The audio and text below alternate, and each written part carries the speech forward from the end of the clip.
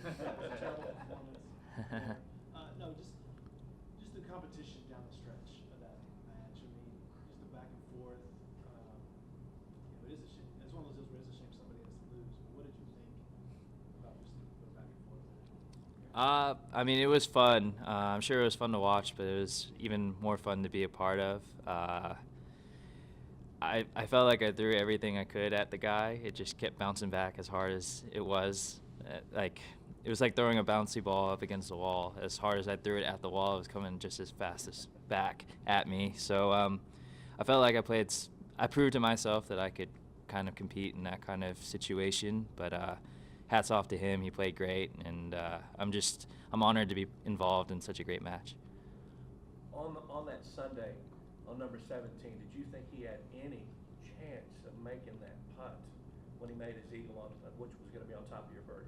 Well, I mean, it's match play, so you have to entertain the possibility of any incredible shot. Did I think it was likely? Probably not, but it's match play, and it definitely can happen. And I did entertain the possibility in my mind, but yeah, I mean, it was tough.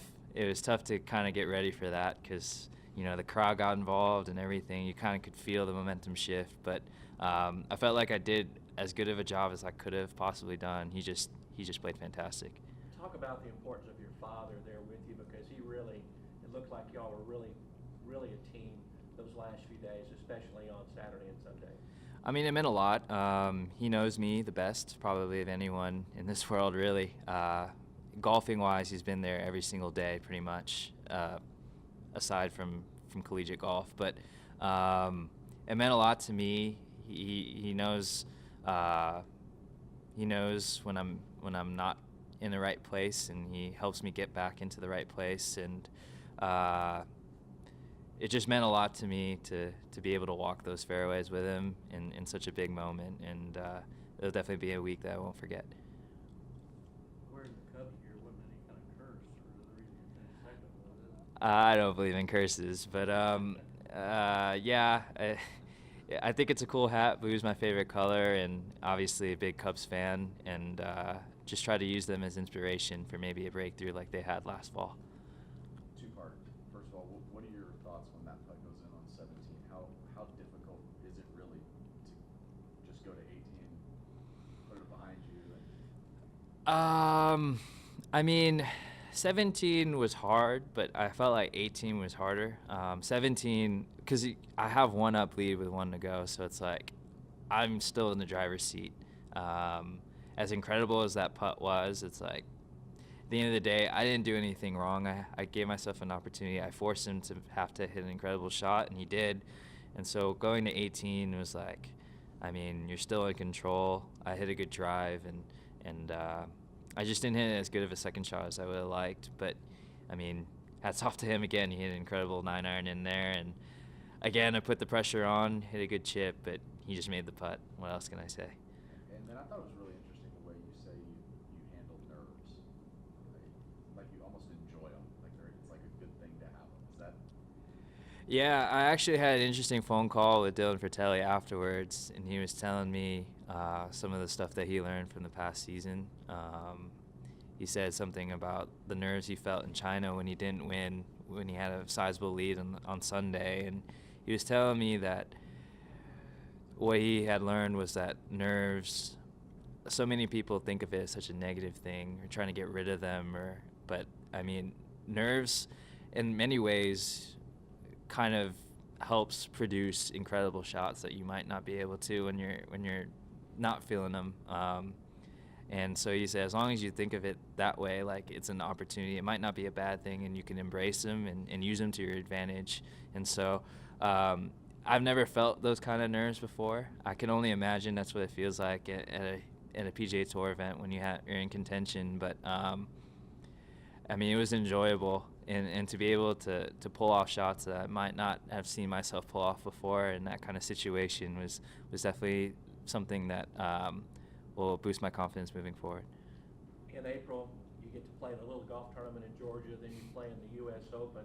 Talk about your expectations and your thoughts about going to Augusta. It's hard to have any expectations because I don't have any bar to put myself because I've never really. I mean, I've played in a couple of U.S. Open sectional qualifying with some PGA Tour pros, but I've never had the hands-on experience at being a tour event with all the fans and ropes and whatnot. But I'm just going there to see how my game stacks up. Some minor goals are to get low am, make the cut maybe, but I'm just there to soak it all in and learn as much as I possibly can from the world's best. There's no two better places to learn that from, but I'm really looking forward to the experience, and again, just trying to learn as much as I can from Will you them. reach out to Jordan and Johnny Vegas and Ben Crenshaw to map your way around that golf course? Yeah, I'm gonna do my best to get in touch with them. They're busy people, but if they're so generous to take the time, then yeah, I'd definitely take that opportunity. Is there such thing, I guess, as a confidence boost in golf? Like, are you feeling a little more confident after the summer? Do you have a little more swagger? I mean, where are you kind of like at mentally right now? Yeah, there's definitely confidence boosts. I mean, I feel good about my game. I've felt good about my game for a while now, but it's good to get some affirmation from the results this summer. I mean, to be able to perform at the USAM, which is arguably the biggest tournament we play all year, it definitely feels good, puts me in a good place. But at the same time, you have to make sure you stay grounded because there are so many good players out there that are waiting to get their shot at me and some other of the best. I mean, Scotty's sitting back there, and I know he wants to beat me as bad as I want to beat him. But yeah, I feel good about my game, but ready to get back to the drawing board and trying to compete for school and everything else. You all played in the tournament against the state, haven't you? Yes. So have you all gone to practice rounds? Yes. How many times have you been? We've been to the practice rounds twice. Notably, my freshman year was the year that was right after the Pub Links defeat, and so that was a bit bitter. But being there is pretty special, and it was a lot of fun. And now you have Doc as a teammate in the Walker Cup. I guess you prefer playing with him than against him, but he owes you something now. Yeah, I mean, Doc's a great player. I'm glad he's on the team, and I'm looking forward to getting to know him a little bit better next week. What's that competition going to be like? That's kind of hard to say because I don't really know. I've never been on the Walker Cup team. I'm sure I've been on the Palmer Cup team. I've been playing for UT Men's Golf, but that's the best of the best right there. And I'm not sure how that's going to feel. I'm sure it's going to be very nerve-wracking, and it's a big honor to be there. But I'm looking forward to meeting 9 other great guys and Spider and the rest of the USGA, and just thankful for the opportunity. Could you talk about LA Country Club? It's part of the George Thomas Triumphant of Bel Air and Riviera. Coach said you played there before. Your feelings about that golf course, and does it fit your game? It's great. Looking forward to being back out there. It's an incredible club, really cool clubhouse, everything. It's a long golf course, but I feel like it fits my eye.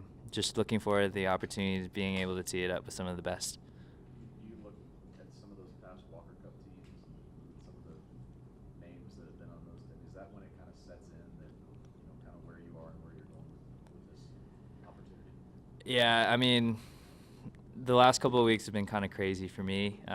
Just to think that first being in the final at the USAM and just seeing all the people that have been there and been in that situation, and then going to the Walker Cup, it's pretty surreal. But I'm really thankful that I get to do it with one of my best friends in Scotty and teammate, and just really looking forward to making some memories that I probably will never forget for the rest of my life. You think they'll pair you all up? I have no idea, but I hope they do. I mean, Scotty and I obviously know each other really well, and I mean, that would be incredible fun to be able to play with him during the Walker Cup. One of the quotes you gave after the USAM was they asked you what are you going to do next, and you said, "I'm gonna go back to school, and I plan on playing through the national championships with my teammates." What kind of mission are you on? You guys are loaded coming back, and has this kind of set the tone to what's about to come to this golf team this school season? Well, I'm very excited. I mean, last year was a tough year for us. We didn't quite make it as far as we would have liked, but we're motivated as ever. I think we played pretty well this summer, just as individuals, and very excited to see what the team locker room is going to be like. I just got in last night, so I haven't necessarily met all the guys yet, but looking forward to this season especially. This is Scotty and mine. This is our last chance to win the national championship, and we experienced bitter defeat in Eugene, and just looking forward to being back out there and battling with the guys. A little sick of these bitter defeats, aren't you? Being so close. Yeah, but they make you tougher, and I mean, you learn so much from each of them, and sometimes that's just kind of the best thing that could ever happen to you. And I mean, there's so many positives that it's kind of hard to get too down on yourself.